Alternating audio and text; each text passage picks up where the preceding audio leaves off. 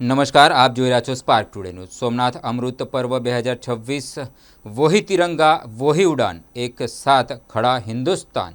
સોમનાથમાં પહેલીવાર વાયુસેના દ્વારા 6 ફાઇટર જેટ સામે દિલ ધડક સૂર્યકિરણ એર શોનું આયોજન કરવામાં આવશે। 11મીએ સવારે 11 કલાકે પ્રથમ જ્યોતિર્લિંગના આકાશમાં એર સ્મોક દ્વારા તિરંગાની પ્રકૃતિ રચવામાં આવશે। પ્રથમ જ્યોતિર્લિંગ સોમનાથ મહાદેવના સાનિધ્યમાં શરૂ થયેલા સોમનાથ અમૃત પર્વ 2026ના ઉત્સવના પગલે આ શિવભૂમિ પર ચોમેર ઉમંગ અને ઉત્સાહ દેખાઈ રહ્યો છે।